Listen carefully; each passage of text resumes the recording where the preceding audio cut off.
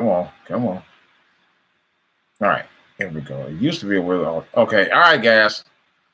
I'm on YouTube. I'm on Spreaker.com. Yes, I wear my mask tonight, guys. Honestly, you don't want to see my face. No way. My face is out there, and I'm not hiding it for any specific reason. It's just that I don't. I'm kind of that kind of person that don't like my face to be out there like that anyway. I'm very sure. I really am seriously. Um, I guess it's mainly because of part of my childhood, I guess, which is probably why I don't like to put my face out there too much. So we used to have a thing where you did a studio.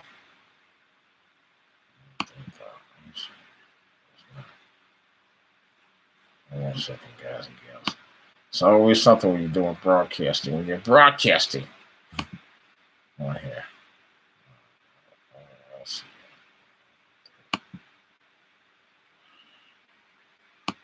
Just a lot, it's a lot. It's a lot to do with broadcasting. Seriously, it is. It's a lot to it, especially when you're doing it by yourself. I'm gonna get to Trump in a minute, guys, because like I said, it's just something about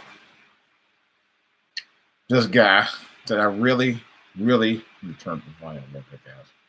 It's just something about him and the way he talks to people, man.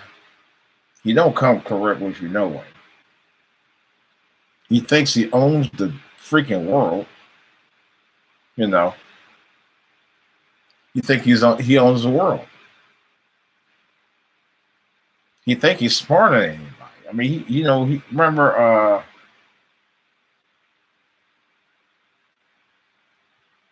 remember years ago, he talked about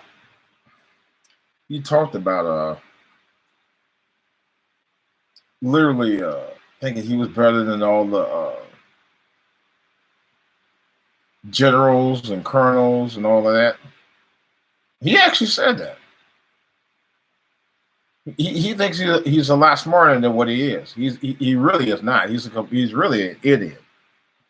As far as I'm concerned, he's an idiot. He don't know as much as he think he does. And I watched that White House conference that he did, and it was a joke. It was atrocious. Even some of his staff members saw that. He wanted to fire Fauci. Because he kind of felt like that Fauci was upstaging him because Fauci knew more about the situation, had a better understanding of it than he did. But what I don't get is how you get offended by that. Dump. That's what you got these guys on staff for. These staffers that you hired are supposed to be people who know a little bit more than you. So if you don't already know, which I'm pretty sure most of us already do,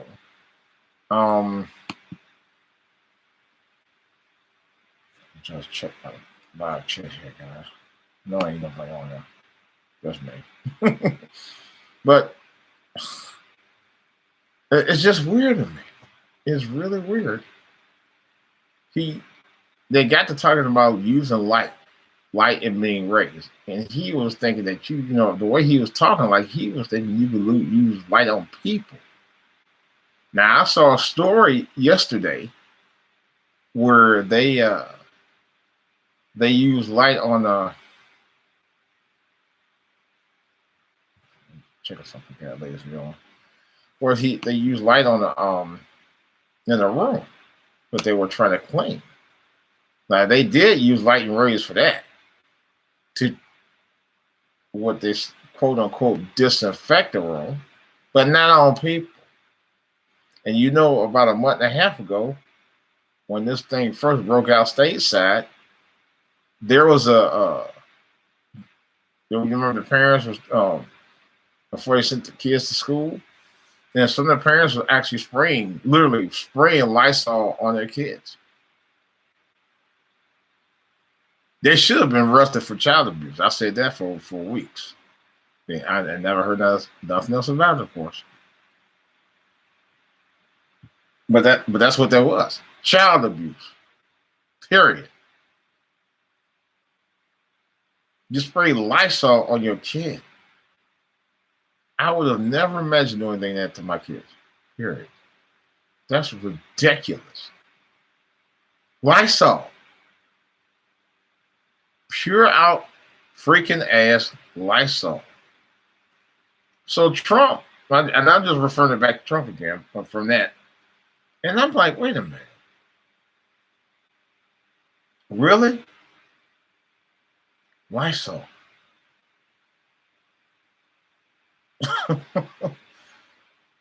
So he got to talking about, well, no, I ain't gonna do it because I can't do it with this mask on. But he was like trying to figure out about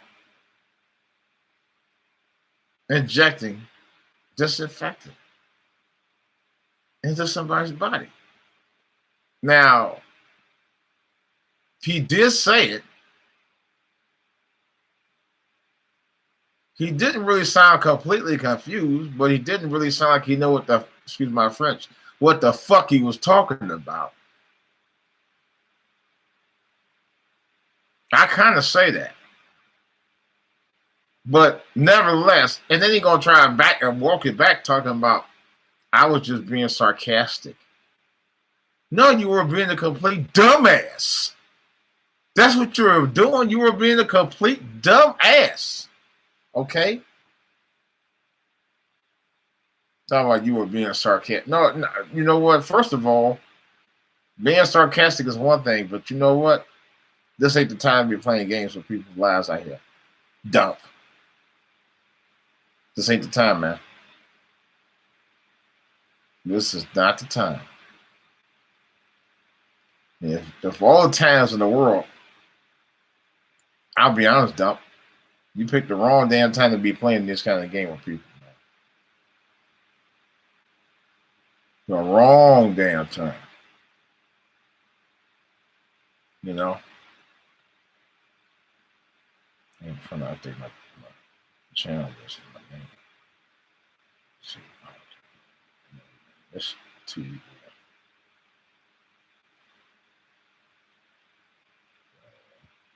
Big Rant.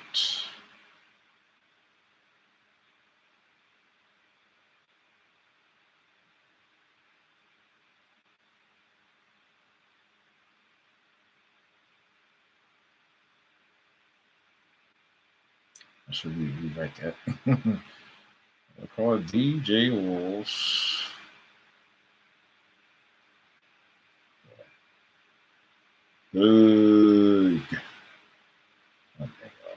Big Rant.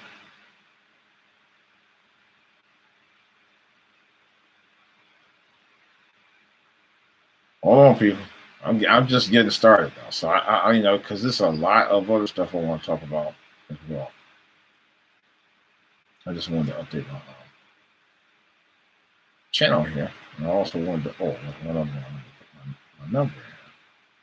All right. Well, I'll give you out the number right now. If you have any topics you want to talk about regarding Trump, but let me get started here. But to sit there and make that statement about him making that suggestion was stupid. Now, there was something I read in a British newspaper that came out where a guy in Arizona, white guy, of course, where a white guy in Arizona and his wife tried to do something very similar to what Trump talked about. I don't remember when it happened, but it was fairly recently. And he died from it. Yeah. He tried to use a chemical. I don't remember the name of the chemical. Him and his wife took it. And I think they both had the coronavirus or suffering from it. And he took it. And he killed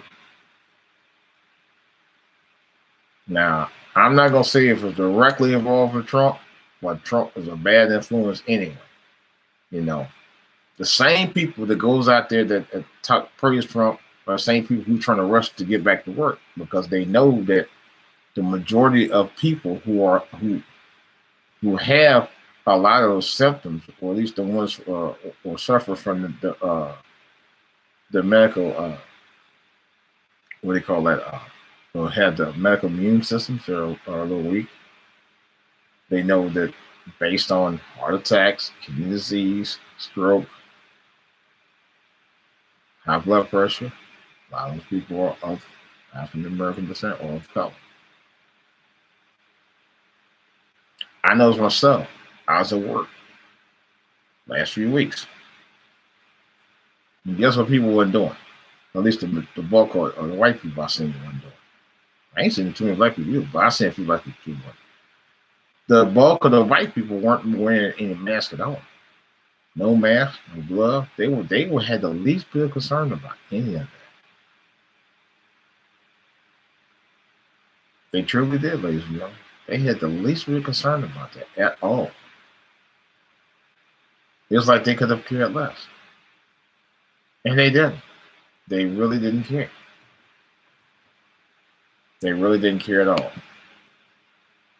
And it made no sense to me. I was like, really? You walk around with no mask on? It's like they don't give a damn. You know?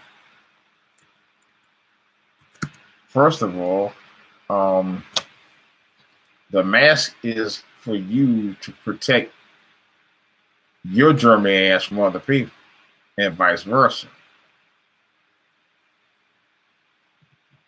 It's ridiculous. I just don't understand it, man. And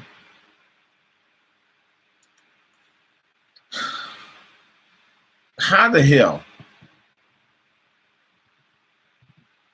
your laws say that you should wear a mask and you don't do it? Y'all don't do it. You know? That I don't understand that. Y'all won't wear a mask. But you telling other people, oh, you should wear a mask to protect, yourself from colds and all that and blah blah blah and all this other bullshit. And you won't wear a mask. But you're gonna tell me to wear a goddamn mask. Trump has never worn a mask at all. At least Larry Hogan, who I'm gonna get to in a second, did wear a mask when he in the governor's mansion, if I'm not mistaken. I haven't seen him wear it much though, but he does practice social distancing. Now, Larry Hogan is one hell of a governor. The things that he actually went out and did, okay, is everything you expect, not only a president, but a man to handle what a little boy couldn't do, okay? Trump is not equipped mentally to do what he needs to do to handle situations. He's not. You can see it. They already talk about it. He is not mentally equipped to do it. Yet, he's still out here. He's still out there doing everything, his daily routine with these press conferences. Like, I'm largely in charge. You don't. I mean, it's the most irresponsible thing he's ever said. Among a lot of things that he said that were irresponsible. And now, the rumor has it, Republicans and Democrats are calling him out.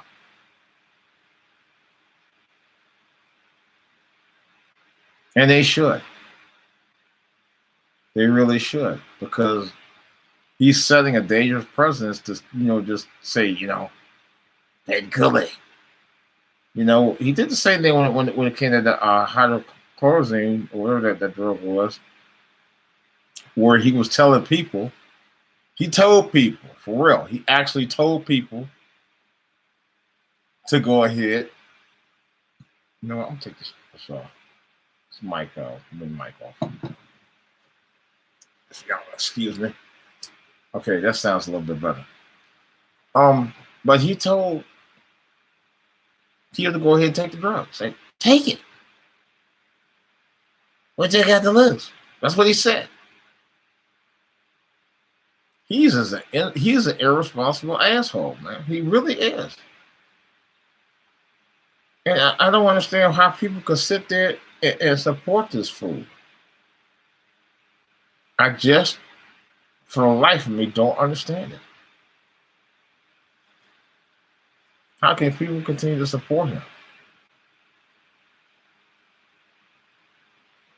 You know, I don't get it. This guy, now, he said, and I heard this recently too. He said that he never said that the coronavirus was a hoax. Okay, now this is what Donald Trump said this. He said he never said that. All right. And I'm saying to myself, are you sure you never said that? Because I know damn well I heard you say that. I actually heard him say that for real. You know how I know? Because I was watching his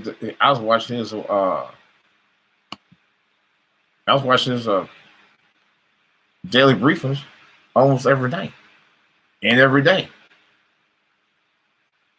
I know he said it because I watched him say it. He's telling people from much how irresponsible he really is. He's a very irresponsible man, if I can call him that. But he act like a little boy, and I can call him that. You know? Because there's no way.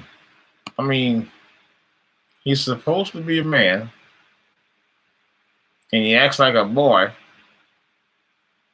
but he don't act responsible for what he does. He really don't want to be responsible for any of his own actions. If he knows, he don't want that.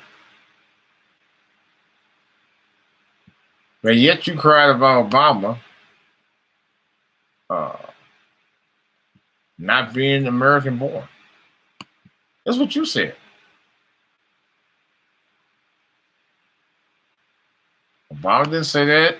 His wife didn't say that. His kids didn't say that. You said that, sir.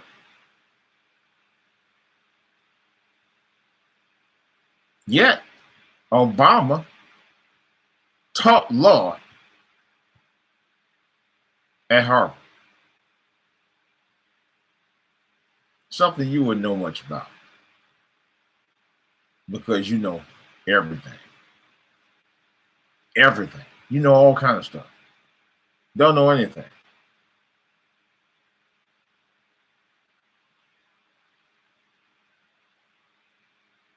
Frankly, I still don't think you know your ass from a hole in front. That's not the whole story. You know? You do a lot of double talking, dude.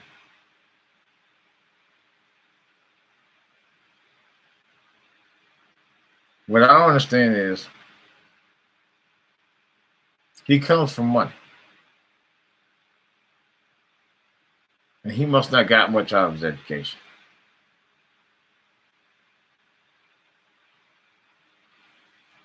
Now here's other things that irk me, because I got a laundry list of stuff. This dude, they took out all that money.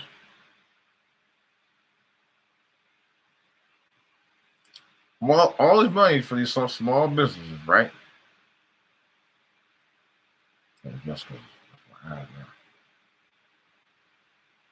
All that money for these small businesses. I'm gonna try to invite them. All this money for these small businesses. All right. And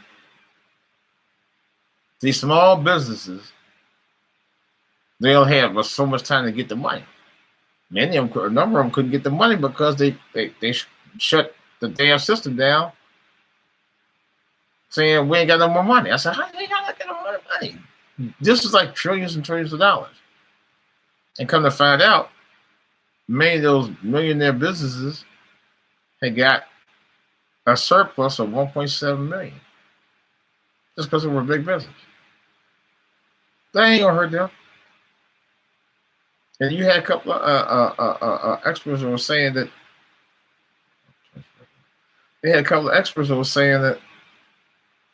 those guys aren't gonna be hurt by it.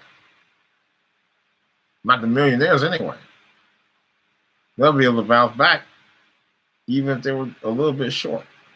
The millionaires. And some of them had made record profits before this happened.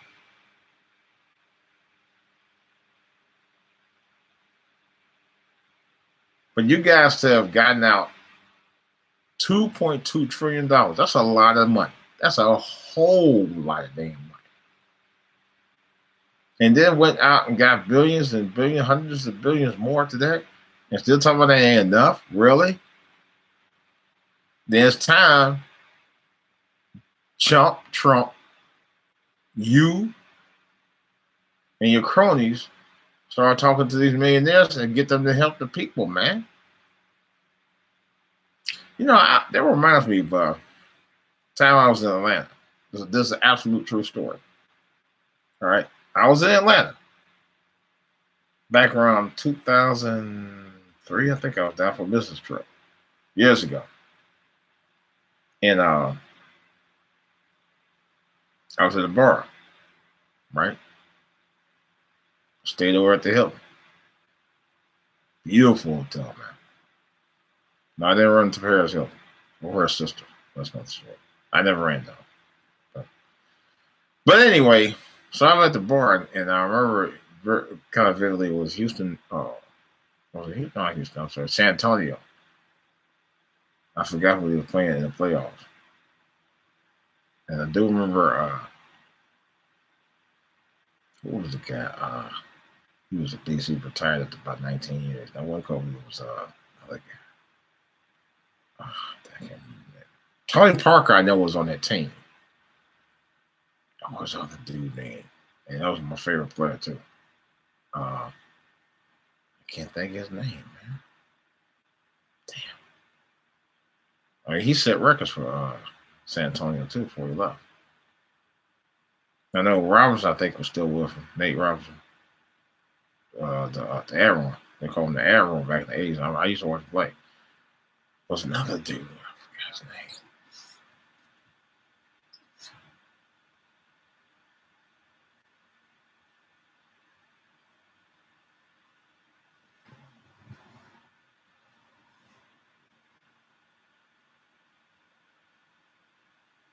But anyway, so I was watching the game. I was like, oh, this is on either Friday or Saturday night. And I actually was going to walk up to the club. The club was called Level 3. With just a couple of blocks from the hotel. I'm not sure if I should have walked on that side around there anyway. That's another story. And I ended up going to dinner. And talking, you know, I talked to the girl that she had I guess she was there to do some stuff too or something, whatever she does, you know, that's true too. But it didn't get far. I didn't let her get it far. She tried to get it from the room. I said, no, I can't do that. Here's the irony of it. My wife had got sick that same night.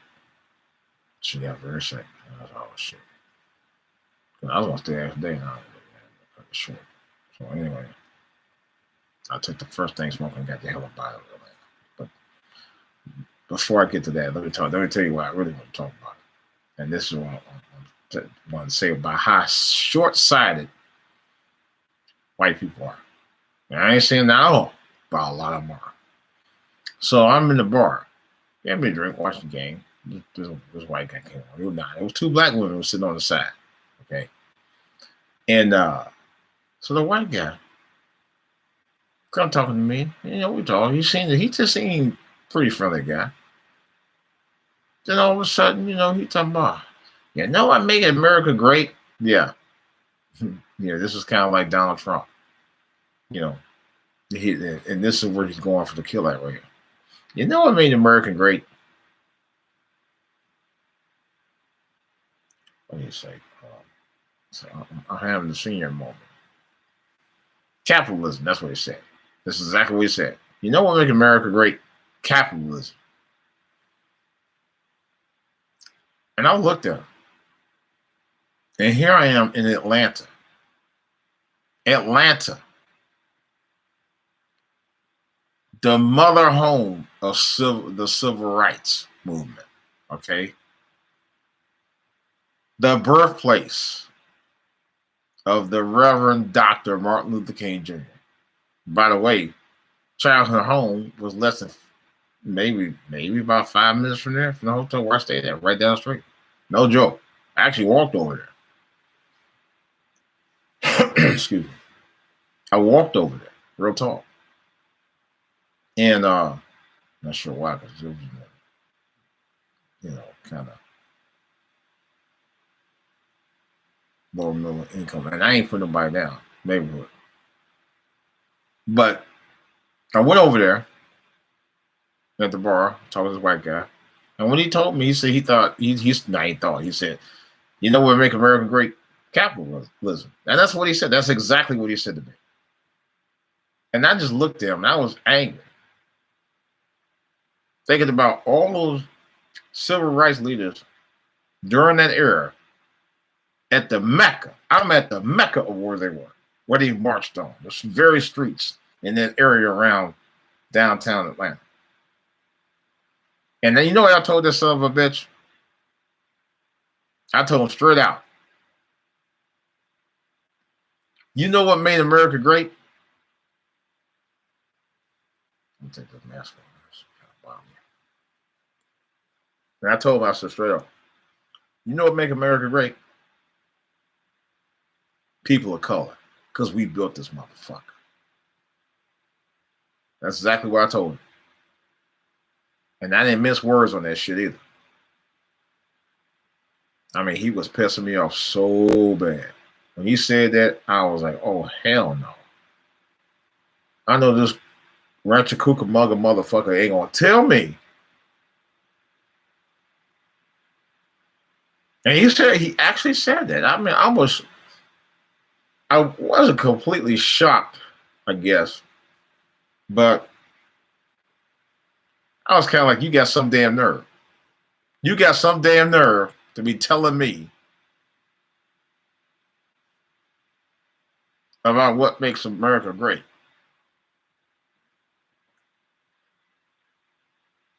He had a nerve. He had a fucking nerve. He had a real fucking nerve to tell me about what makes America great. I said, the backs of my people who fought and died and were violated for 400 plus years to make America great.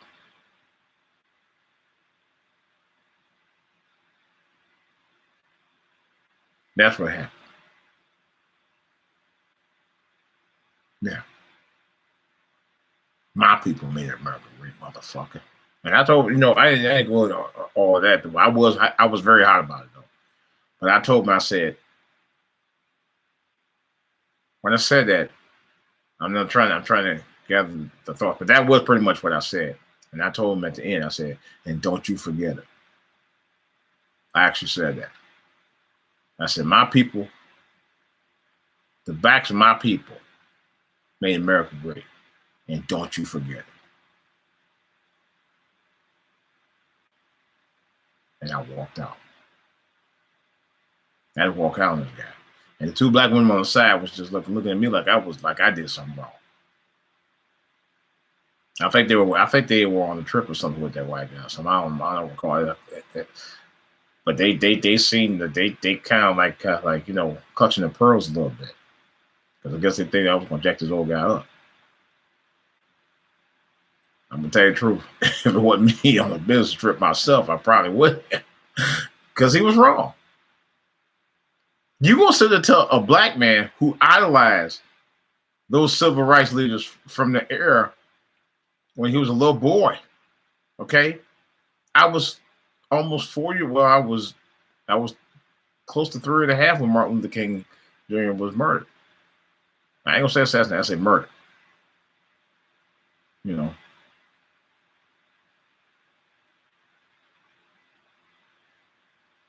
I was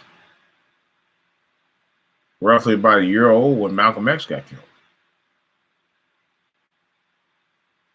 Okay, these are guys I looked up to, and yes, I looked up to Malcolm X just like I did Dr. King.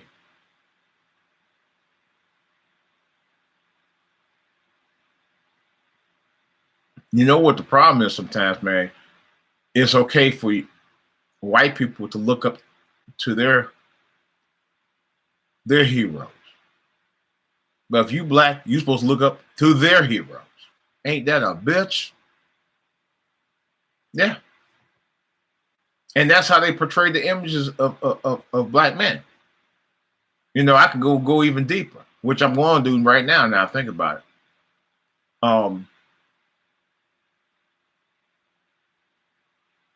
If you notice, because I've been noticing this, especially the past couple of years,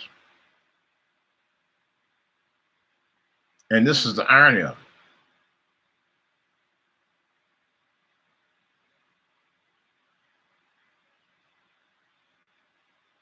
The irony of it is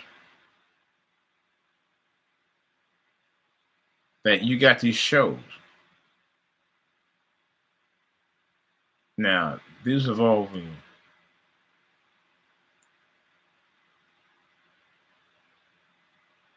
local heroes, firefighters, police officers, EMS workers, who I do salute, because I was watching live PD over the last couple of days, particularly this weekend. And I'm going to tell you, police officers among EMS and fire have the hardest jobs outside of military folks. The hardest and the most dangerous jobs outside of military. They really do. But here's the irony. Even when it comes to television shows portraying EMS, fire, and police officers, do you know on all these shows,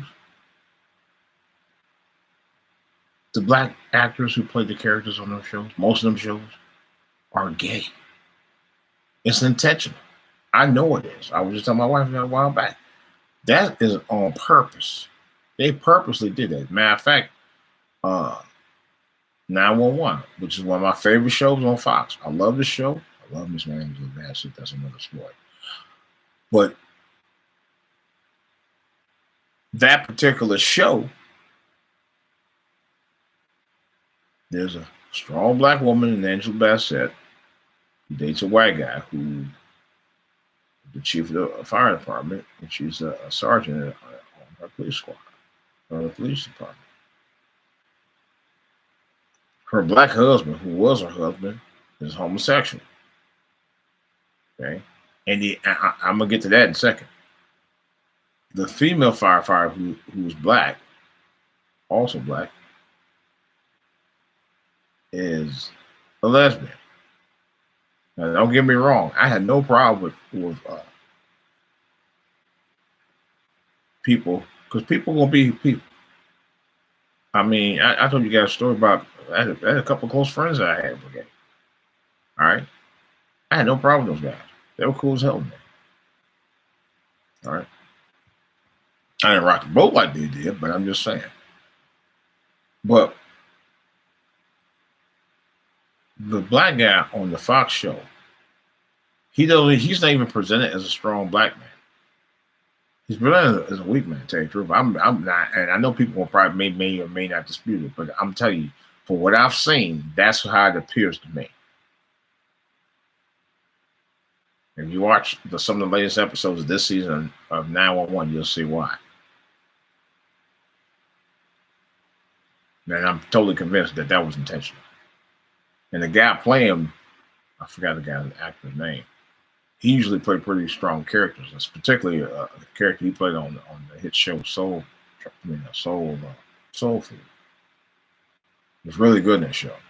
That show was on for forever, 7 years, early 90s. It was a great series. And then let me get started with the other networks. NBC has, I think, they have Chicago Fire. Male black character on it. Yeah. You look at The Rookie, show on ABC. Male black character, only male black character on the show. Well, I take that back. No, he's not the only one. But it's Rookie. He's gay. All right.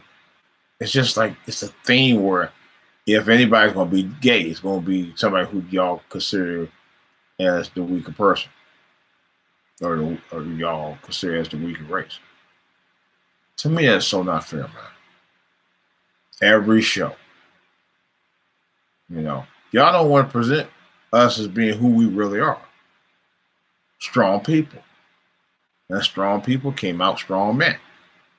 Y'all don't want to show that. Society still doesn't want to see dick. They don't have a problem if you're of a different melatonin opponent. You're a different color. They don't have a problem with that. If you're African American, man, they got a problem with it. Look at John Amos on Good Times. Now, I want to tell you another story about that. Now, John Amos, one of my favorite actors on television for decades. We're watching him. I was watching him on Mary Tyler Moore before he was even going Good Time. Great actor. A strong black character. Reminded me a lot of my father, man. Especially during those days. My father, because that was my father's first name. Ironic. And even though I was first born, I wasn't named Junior, so I put that. I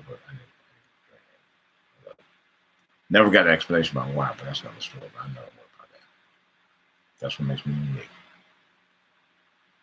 And he reminded me so much of my father back then. My father and James Evans could have been cut from the same cloth and you wouldn't even know it.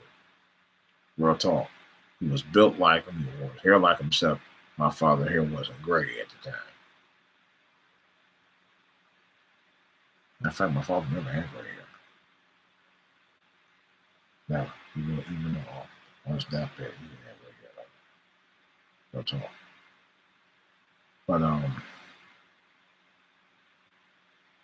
But John Amos and my father, like I said, both were cut from the same cloth, man. Very proud, strong black men.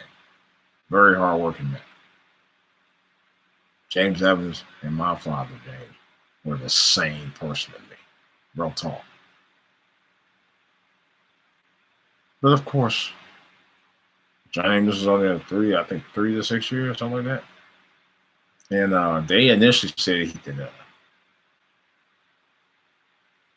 what did they say? They said he left the show. But from stories I've heard over the last few years, the real story was that John Amos was fired because of creative differences between him and the writers of the show. They said that most of them, the bulk of the writers on the show were white. And one of the original writers was Eric Monte, who actually co-created the show with Mike Evans. And it was loosely based on Mike. My understanding was loosely based on Mike Evans' family. Mike Lionel Jefferson from the Jeffersons.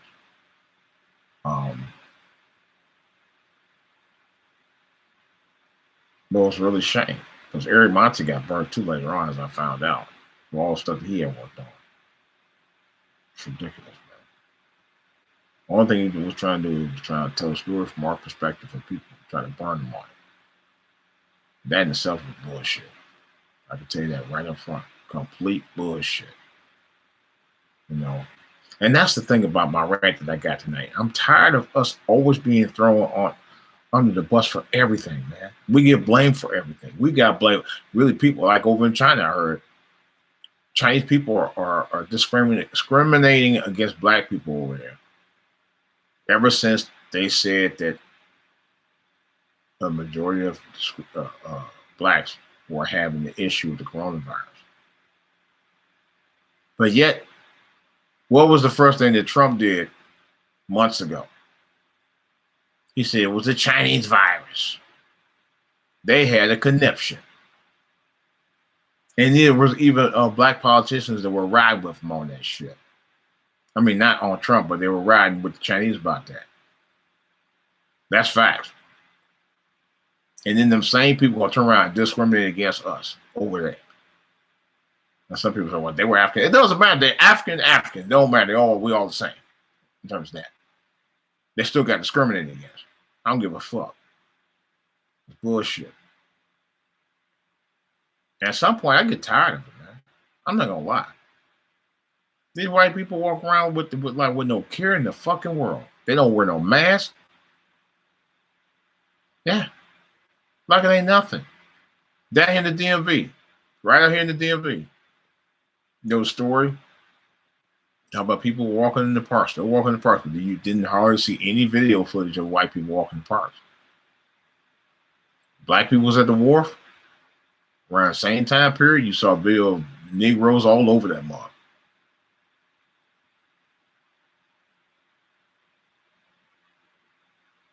But yet, I see a lot of white people who don't even wear a mask at all. Period. Yeah. No big deal to them. It's like we have to follow the rules and nobody else does.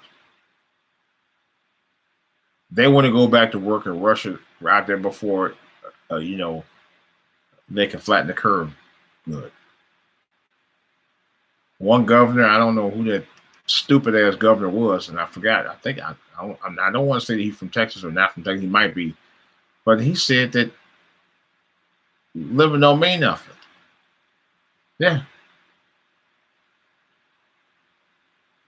To paraphrase it, he was like, living was not a big deal. I think, really? You ought to try it sometimes. Shit. Living ain't. I was like, oh my God. Woo! I tell you, man, the bullshit is thick out here. It really is very, very thick, people. I'm not kidding. It's crazy. Okay, if you want to call to talk about it, whatever's on your mind, particularly about what we're talking about right now, my hotline is on right now, 202-597-2941. That's 202-597-2941. But it's just, I gotta say what's on my mind, man. This is for all to hear, baby. Always have been for 5 years. And I'm gonna keep on saying what's on my mind. Because I'm tired of people playing these games with us, man.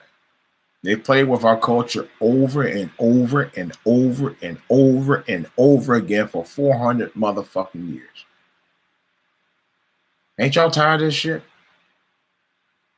I was reading something today about this. There are a number of degrees, college degrees. Remember years ago during the Obama era where we had all these record number of students graduating from college?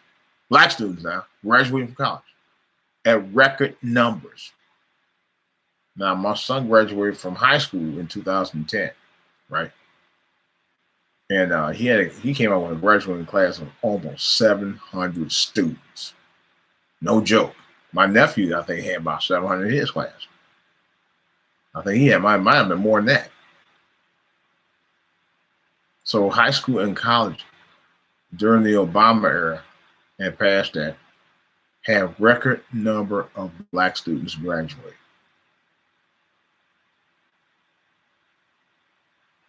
And yet, and I had heard that for a while because my son said his degree, he said it. Well, let me explain to you. They basically just said that a number of degrees that were worth something years and years ago are not worth anything now, or not worth much now. That's a damn shame. You know, because people spend hours and hours and years working to get that paper so they could go out there and earn some real paper, just to find out that degree wasn't even worth it. But I used to try to tell my son, dude, get into the IT field, man. Get you that, degree in this, that, and the other. You know, and he wouldn't do it. He did get a degree, but it wasn't that. It was something else. But he eventually went and did his thing, so he finally listened to me. So that's not the whole story. He started taking some additional classes later on and courses. We gotta stay ahead of the curve, y'all. We have to. We gotta keep our heads up and not sweat this thing. This thing with this virus, like I said, and I was saying it yesterday. I said this too shall pass. But you gotta stay focused on what you need to do every day. That's just living. Your normal daily activities outside, the stuff that you can't do. Due to restrictions. You can still walk in the park. You just can't. You have to maintain social distancing. You can still go to the grocery store. Same process. You can still go out to the Lowe's or the Home Depot with the same process because they are practicing that. I was at Home Depot last week, and it took me about a good 5 to 10 minutes to get in there, but I was fine. I got what I had to get and got on out of there. Didn't stay linger around with nobody or anything like that. Now I went by our farmers market yesterday. I'm sorry, yesterday. This weekend went by fast. Wow. We were talking about last week how it went by so fast last week, and then this weekend just zipped by. It's like I just woke up yesterday morning, no joke, at 8 o'clock.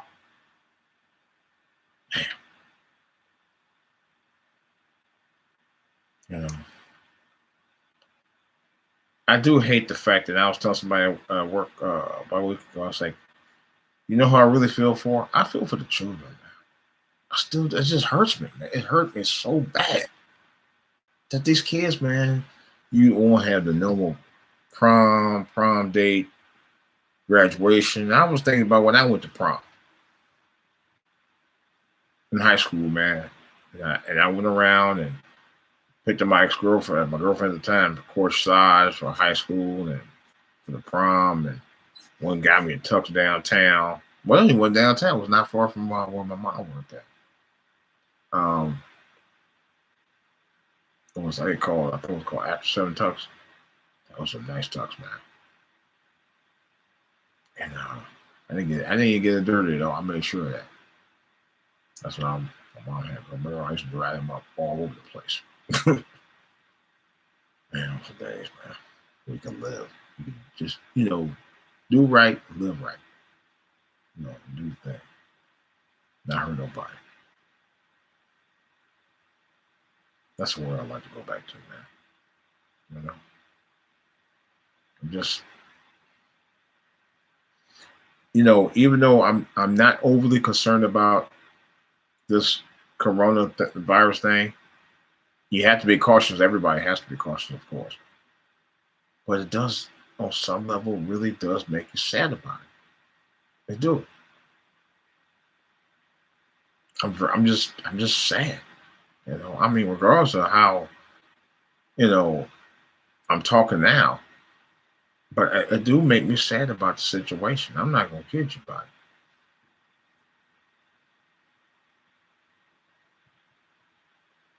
I'm really sad.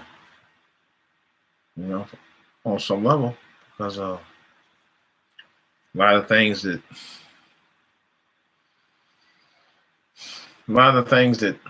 we should be able to do, we can't do right now. Don't know if we'll ever get back to that anytime soon. And before I went on air tonight, there was a doctor that I was watching talking about corona in your tears. I'm not kidding. I saw another one a few days ago talking about you can get corona in your feet. Then I saw one a couple days before that talking about you might be able. There's a chance that they're looking into trying to prevent corona from getting your food. I was like, Lord have mercy. Here's the thing that really bothers me about that. I think, and I'm being honest, I think the coronavirus is already in the air. And I'm talking about like everywhere. Because I know there's a lot of people who don't wear masks just inside. They wear it outside too. They wear it while a lot of people wear it while they're driving. I've seen people working today. People working in the yards, walking around, got the mask on. Even when they're home, they have the mask on. I had mine on tonight. You know, and a lot of people feel, and I think that's what they're trying to say without saying it. It's in the air. It has to be. If you're getting it, it spreads in the boxes, your packages like eBay or Amazon. You gotta wipe them down. Could be in your mail. Could get in your feet. Could get in your eye. Could get in your food. It's been a lot of that. Nothing really substantial, but it does make you wonder. And then they talk about you could be a carrier and don't even know it. Now that's really crazy. Is that you can actually be a carrier of the virus and don't know you got it. Yeah. That's the thing that really bothers me. You could be a carrier of the virus and don't know you have it. Ain't that bitch? That's scary.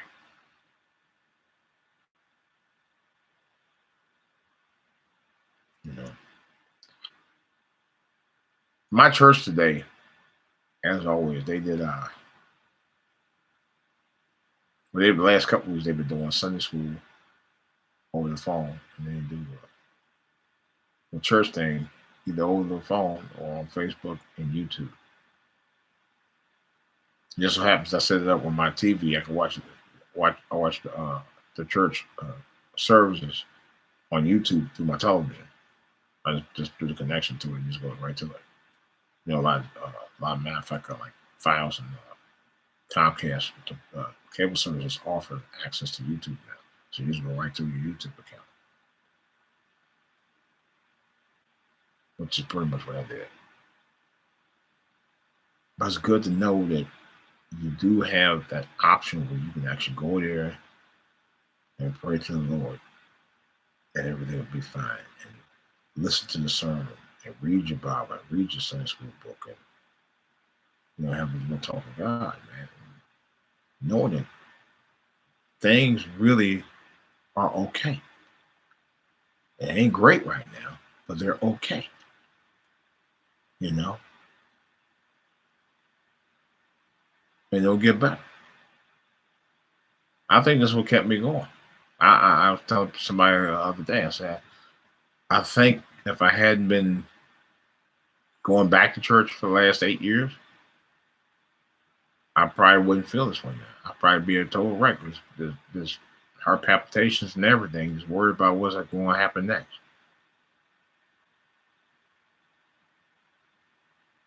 I don't anymore. When I went back home and saw my dad's body for the last time, man, last year. None of my family members were there. My niece was the only one that came that was by my side and came through like a trooper. The rest of them wouldn't even go. Not only did that broke my heart, I was furious as hell because that's the one time I needed them. The one time I was there for them and they didn't even show up, man. That was fucked up.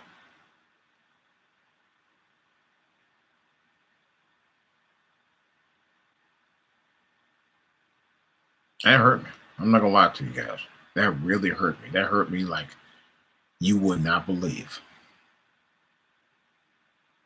I was so angry. I was so angry. You know, families, sometimes you think when you're going through things, man, they can be your worst nightmare.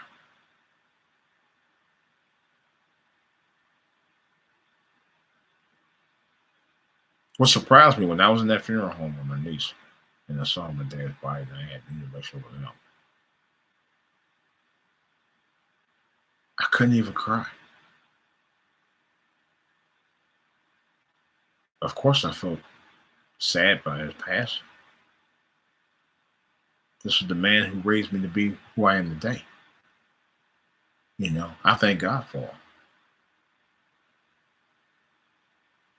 He wasn't perfect, but you had the conversation with me to tell you that he was. But I never heard him about that. Because regardless of what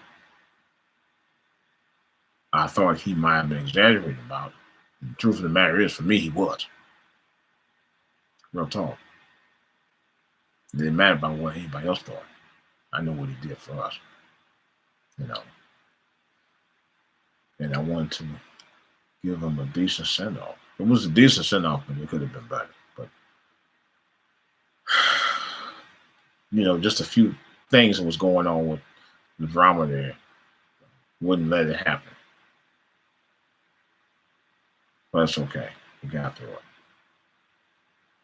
But I told somebody on that. It still felt empty because the people who you would think ride with you the hardest are the ones that didn't. And it still leaves an empty feeling inside of me. Like, well, where did they go? You know? That changes people, man. I just never thought it would change people in my family. Not every family is like that, but I never thought it would happen in my family because we don't have a very big family. And it did. And I even tried to make arrangements for them to do a family breakfast at the very place my father used to eat at, and they would not do it. They didn't want to get up early enough to do it. They weren't willing to make the sacrifice that he used to make for us. My dad would take a number of family members, go out to breakfast all the time, you know, shoot the shot, shoot the shit, just talk about life, albeit he had one specific topic that he had to talk about all the time. I ain't gonna go into detail about it. But it was just the fact that, and I tried to do that 2 days in a row, and none of them would show up. Other than my family was with me. And I felt hurt by that.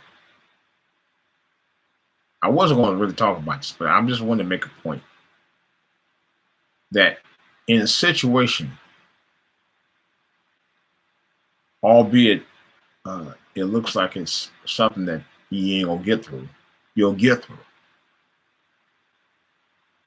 But you got to stick together. You can't fall apart when you need each other the most. That's the point I'm trying to make people. Because I went through that. And my niece was the only one that rode with me that whole time. Even 2 weeks before my father passed away, she did the same thing. And she drove all the way from Georgia by herself.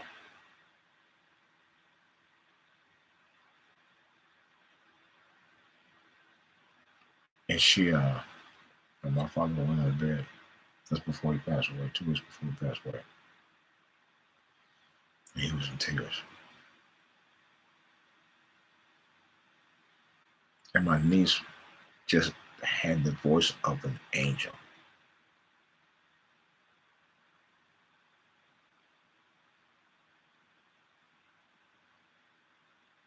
And his eyes were just welling up, man. And wasn't a damn thing I could do. To this day, it still hurts like hell. It still hurts. It hurts so bad.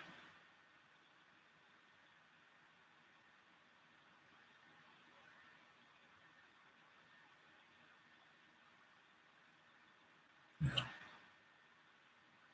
That's why I can understand why a lot of times family don't want to be bothered with us. I don't want. Sometimes I don't want. I have a nephew like that right now. He would not be bothered with none of his family, and I can't say I blame him. They do different functions. He will not show up at all. And I've gotten to that point because they were doing some. When I was up there last year, they were trying to do a couple other things, run around all that. I was like, I'm not doing that. I was just so pissed off because of some situations that happened. Can't do this.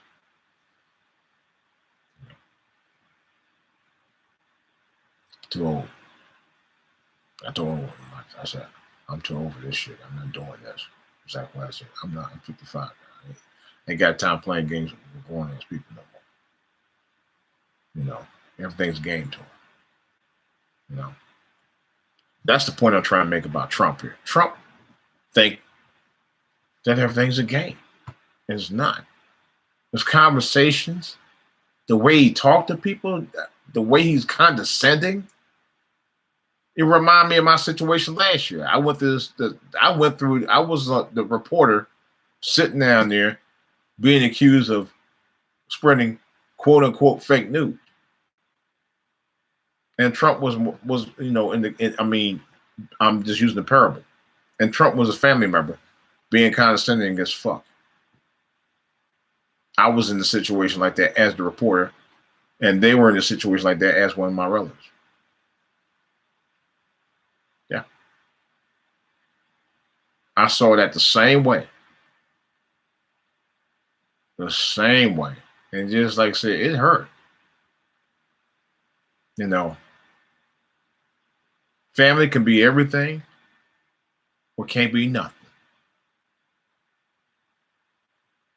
And I don't mean it to make it sound bad, like, oh, black families ain't no good, because that's not true.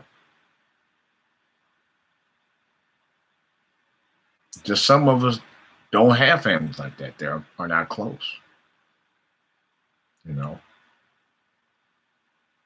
One day I might write a book about it. I actually do want to write a book about it. I got to sit down and do it. If I ever have something called time. That's the other thing, though, man. But like I said, Trump messed around all this time talking about it was a hoax. And he said that a few months ago. I heard him say that personally when he was doing a briefing one night. And then recently reported that he never said that, which I knew was a flat out lie. He actually said that. This son of a bitch will try to lie his way out of a paper bag after he was in the paper bag and say he was never there. That's how he is. You know, he makes me sick. I was at work one day and a co-worker of mine was talking about Trump, white guy, matter of fact. He was white himself. And he was really heated. And he wasn't faking it. He was generally going off on Trump, man. I never seen a white person be so mad about a Republican in my life. I mean, he went on the rails about Trump, and I thought I was bad. I mean, he went straight in for his ass. I was like, man, you gotta calm down, man. what kind of caffeine you was drinking this morning, buddy?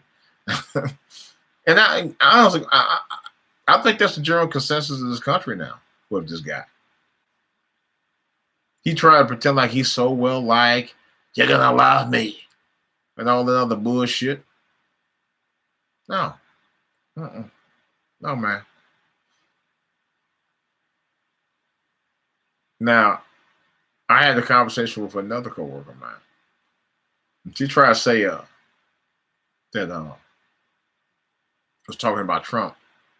Talking about he's a smart businessman. And my other coworker was black about, oh yeah, he is. Well, I start to tell her to shut the fuck up with that bullshit. But yeah. But she was saying when the coworker female was white. And she was like, he's a smart businessman, but he don't know when to shut up. Those were her very words, ladies and gentlemen. I kid you not. He's a smart businessman, but he don't know when to shut up. If he was that damn smart of a businessman, why the fuck he ain't shut up in the first damn place? Why was he even president, as far as I'm concerned? You know? A multimillionaire who I think had been mismanaging his money for decades anyway. That's another whole story. He owns hotels and casinos all over the country, all over the world, really. One place he owns right out here in D.C. was a former post office pavilion. This son of a bitch still own that mug. He ain't supposed to have that. And guess how much he charged a night for that one hotel? I didn't see it not long after he became president. He charged, and y'all might have heard about the hotel right out in D.C. That's when they were trying to vandalize one night. That hotel is $3,500 a night.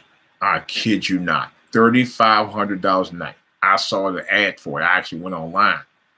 $3,500 a night. That's more than most apartments. That's more than my mortgage. Matter of fact, twice the amount of my mortgage, actually. Shit. $3,500 a night. Not a week, not a month, not a year, not even 3 years. That's $3,500 a night. In other words, in by 11, out by 12 for $3,500. You better be a high roller. And I told him, I said, them sheets better be made with gold if I'm paying $3,500 a night to stay any damn where.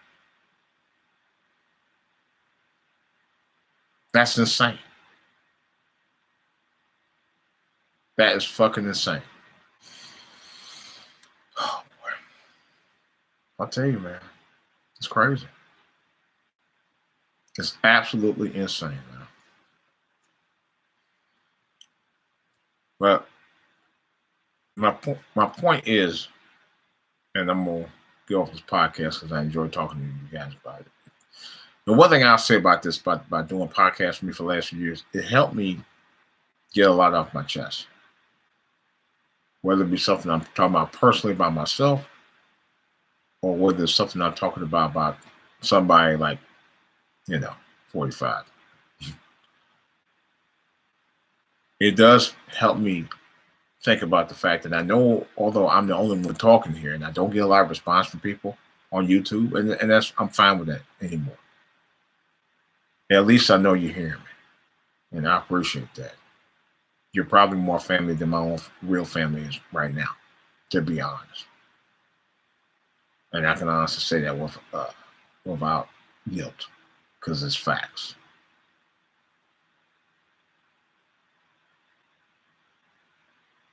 But like I said, what I'm trying to say is, man, we really do need to band together as a people, for damn sure.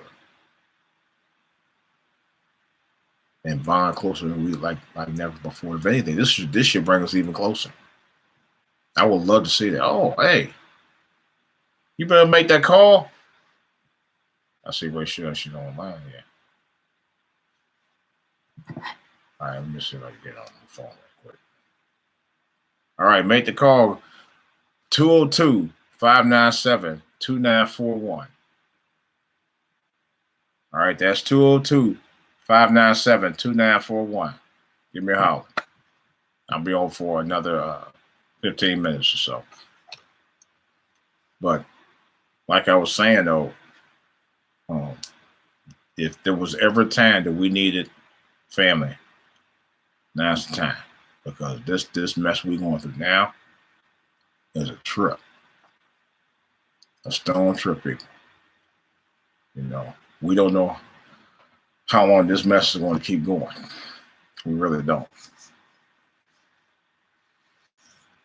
There's just a lot of drama that I think was, and I don't even think that this stuff was man-made. I mean, I take that back. I don't think this thing came from no damn back, because I've been hearing about this mess. Came from a back. That's the directive they've been saying for months on end. Because even when this mess originally happened, it was pretty brutal. Back in the late 2019. Now, the videos that I did yesterday and today about the preview, the picture that showed the person in the mask holding the glass, or with the glasses on the left-hand side, that was me. Because I was coughing that day. About a year ago, I was at my doctor's office around a dozen other people doing the same thing I was. Had a mask on, coughing. Right around this time last April. Last April was supposed to be, I was supposed to be making arrangements to go visit my father for the second time that year. I didn't get to the gym.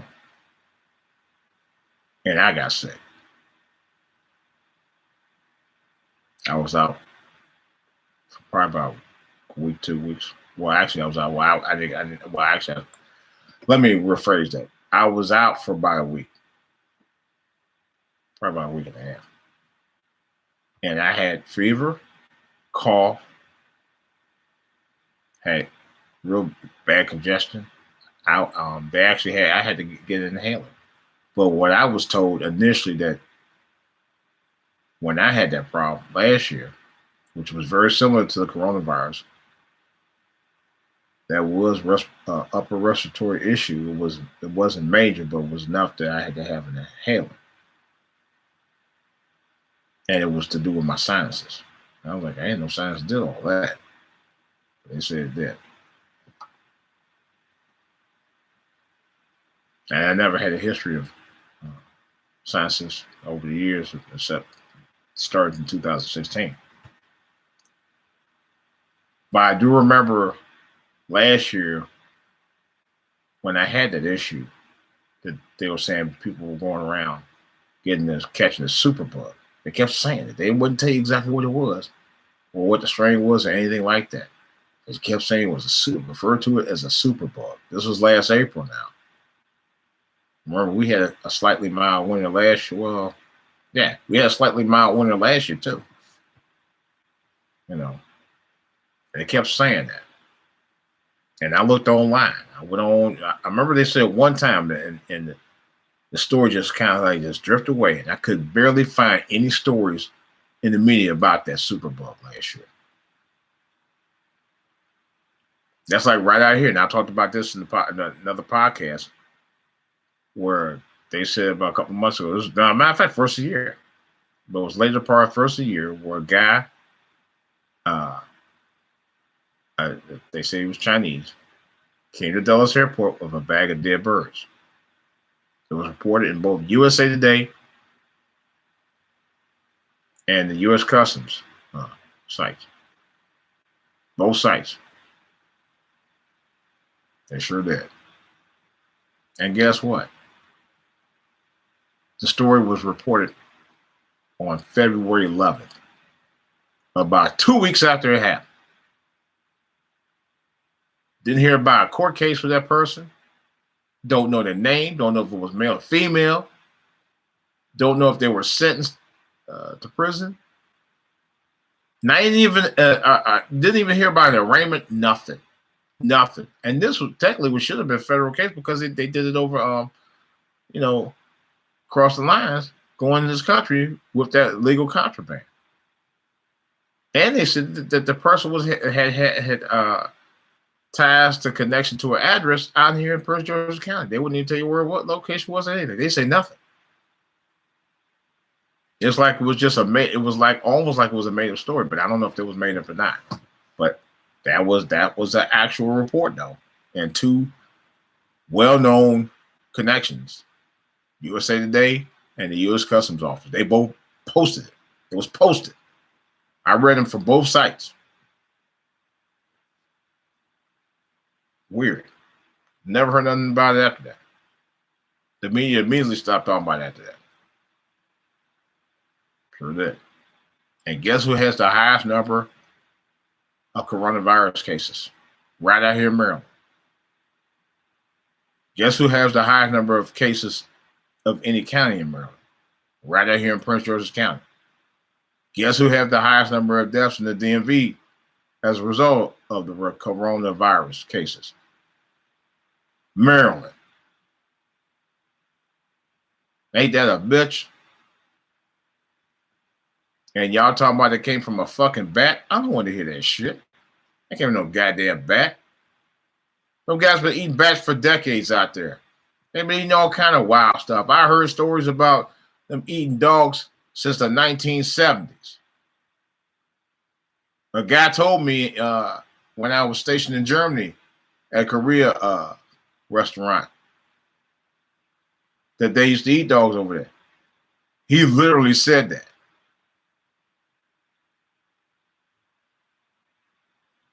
Exotic animals for them is a delicacy over there. Now, although the wet markets are nasty as hell, I'll tell you, I've seen them. I was like, oh, I don't think I would even want to buy a dog as a pet over there. It was so nasty. And it reminded me of a situation at a dog kennel that I took my dog to. I'm not, this is no joke. I don't know if I want to say where the dog kennel is. It's not that far from where I live. It used to be a location where I used to live at, nearby. And we took our dog to this dog kennel. And that dog kennel was so nasty. At least that's what it wasn't. It didn't start off like that. My dog didn't like the owner anyway. He never did like. He's a barker all that. Yeah, he damn near stabbed. He had never bit her one time. He hated it over there, and I could tell he did.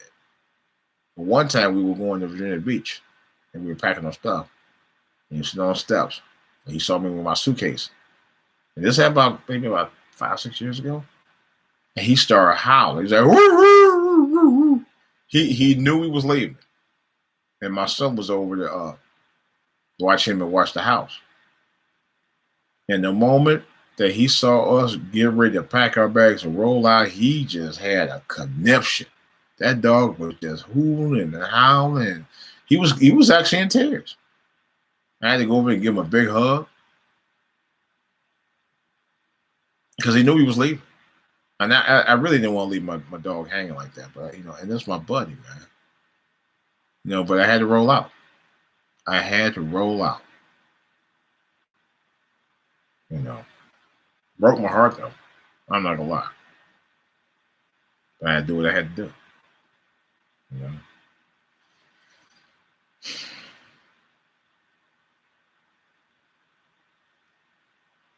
But my thing is,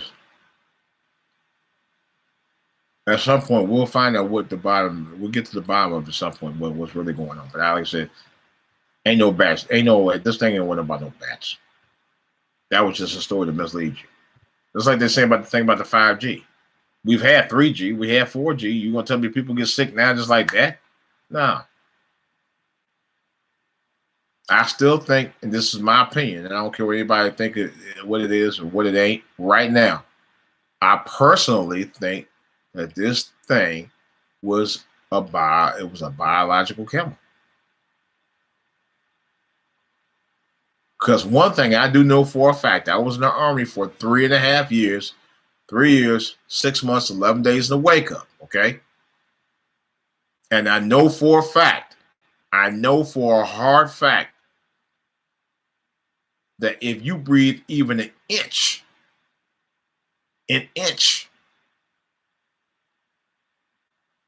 or something like that, it gets in your lungs quick. and then make you throw up and give you something like a fever, and it gets in your eyes.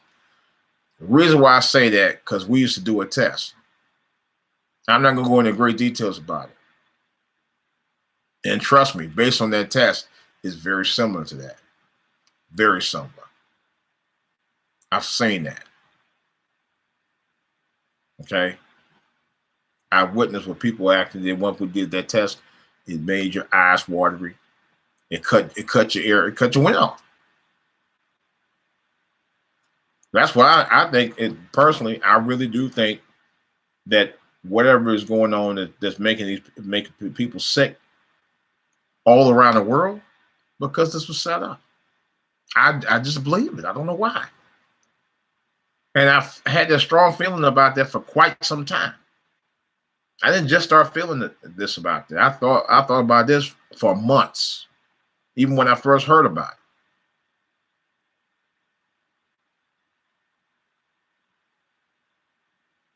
I gotta say it, because this is for all to hear, baby. I'm gonna say what's on my mind about it. You know? Now let me tell you about this right quick too. Let me get me some water, ladies and gentlemen. Thanks for tuning in. I really appreciate each and every one of you. Hold on.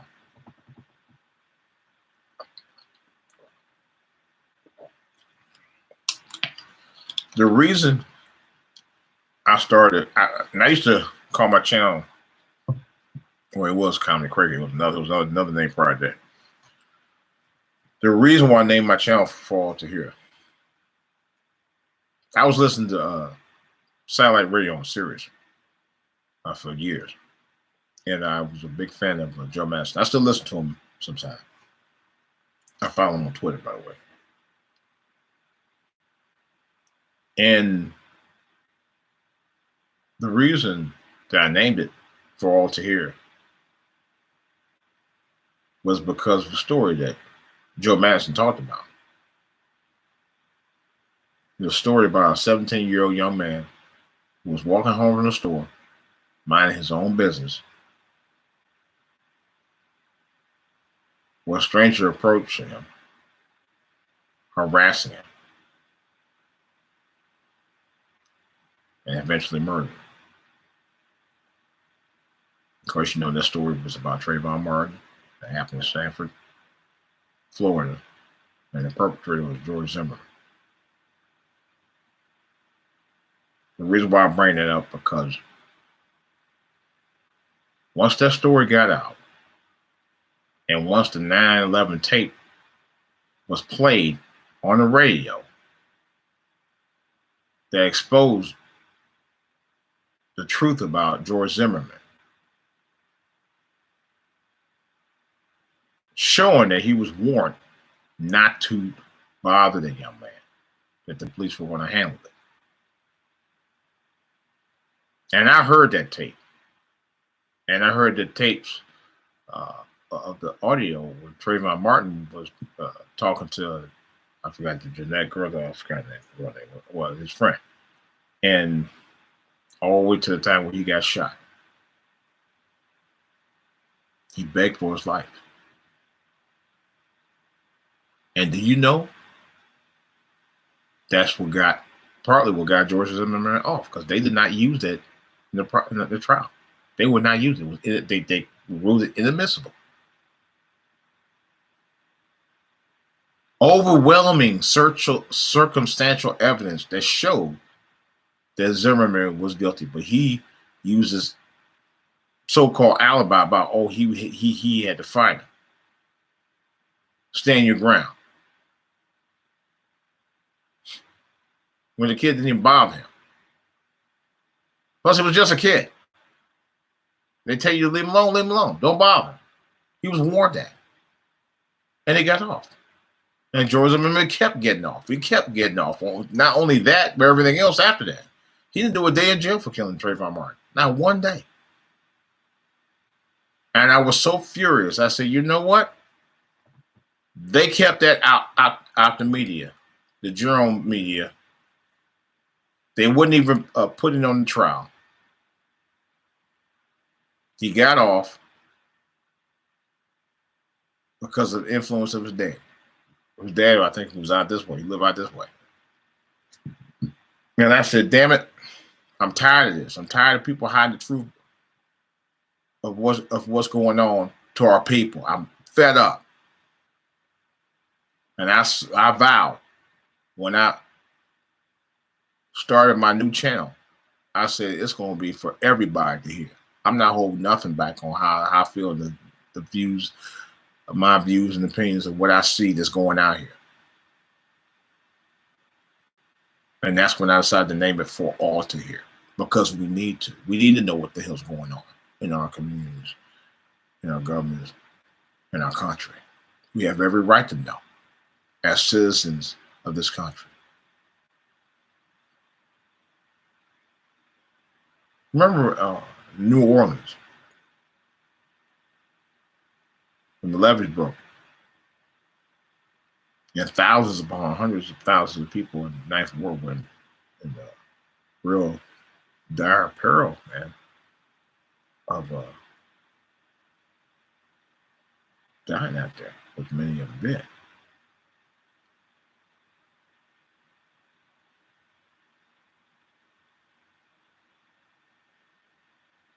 And there was a lot of mess was going around with that, with the mayor and the state and all that, and the government.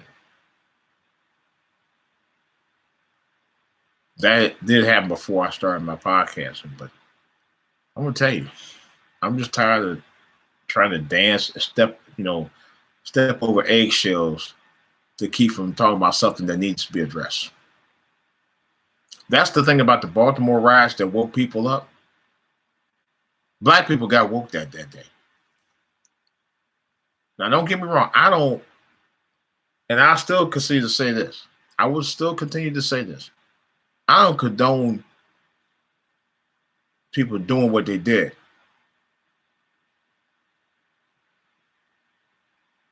But the reason they did what they did, because they wanted to be heard.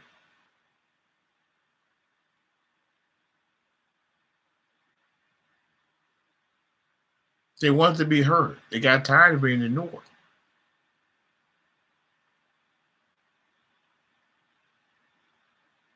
What tripped me out is the officers still got off. They didn't do virtually no time.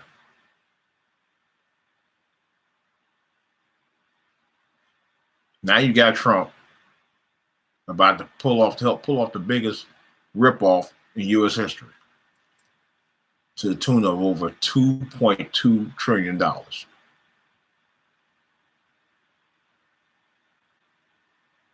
And counting. And people ain't supposed to talk about it.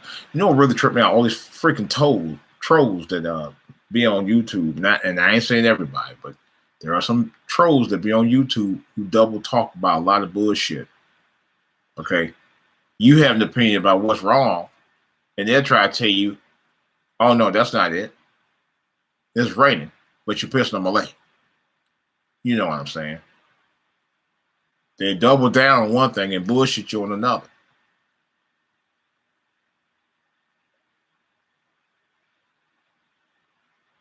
Is that them white supremacy antagonists? They do that. They tend to do that a lot. They'll defend Trump no matter how wrong he is.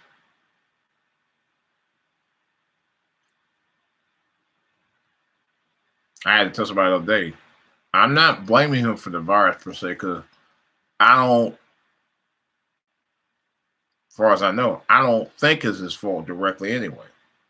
But just the irresponsibility of you telling people that you never said something that you know you were clearly guilty of saying. You go around telling the American public that the virus was a hoax.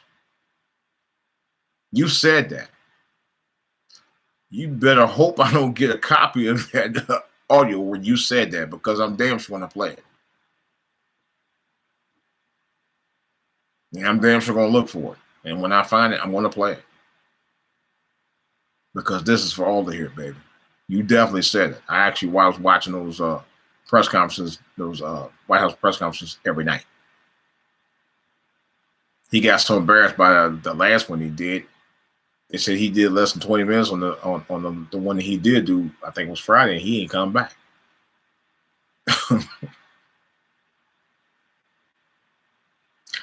Oh, getting back to what my coworker was saying. My coworker was saying, my female coworker was saying, the white one. She said, he's a good businessman. I'm not sure why she was saying it because he's a horrible businessman. That was a lie. He has a proven track record of being a horrible business guy many times over. But he runs off at the mouth. If he could only keep his mouth shut, that's exactly what she said. And I'm thinking, probably a good thing he didn't, because he's really exposing his true colors, which is what I told her. He's exposing his true colors. I'm glad he's doing that, because it shows you how much of a fool he really is. The problem is the people in the House of Senate don't want to do nothing about it. They know he's wrong. God knows he's wrong. He's wrong as hell.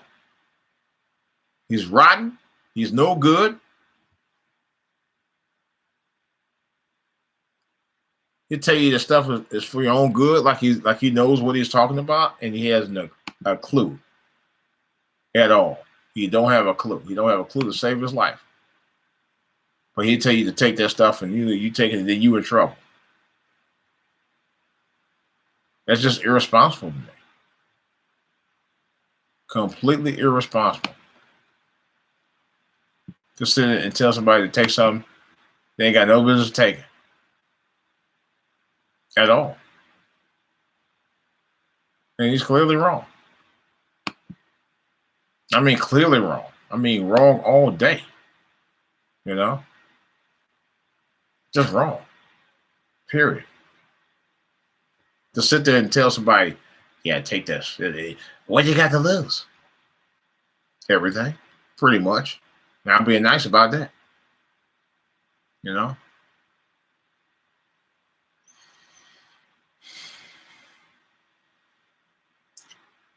All right, guys. Well, it's been close to 2 hours, and I probably talked y'all ears off right about now. Y'all probably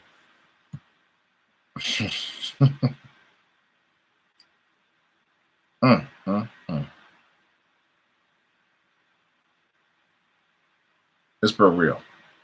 All right, Spreaker guys, I'm gonna get with y'all tomorrow. I got more to talk about with y'all later, but Spreaker folks, Spreaker radio only, Spreaker.com. I didn't get any calls from that one Spreaker person. Let's see. Copy my number.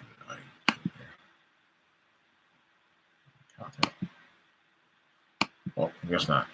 All right, Spreaker fans. For Spreaker, this is for Spreaker radio only, not YouTube. Spreaker only. I'm out. All right, YouTube fans. Close out my thing. It's so hard to close out Spreaker. I've only been using it for 5 years. I think it's a daggone laptop I got. Wow.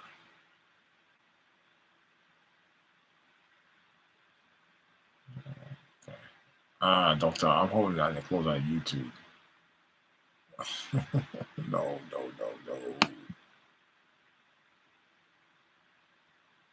Oh, good. I close out YouTube. I thought I closed out YouTube. But like I was saying, guys, this is a matter of us doing the right things, just doing what we normally do, not to the full capacity, but not to worry. It's going to be all right. It is. This too shall pass. As long as we have faith in God and do what we need to do every day to take care of our families and not hurt nobody in the process. That's all I got to say. Okay, guys. I will be doing my daily podcast. For those of you who like my podcast tonight, my broadcast tonight, please give me a like, Rate me. Rate, like RATE, me. Sub my channel. And then hit that like button. I said I got 4. I'm happy. Wish I had a lot more, but 4, hey, at least I know you're listening. You know, so. All right, let me get an outro out here, guys. All right. I don't want to play that one. Let me get an outro here. Let me get my, okay, here we go. Oh,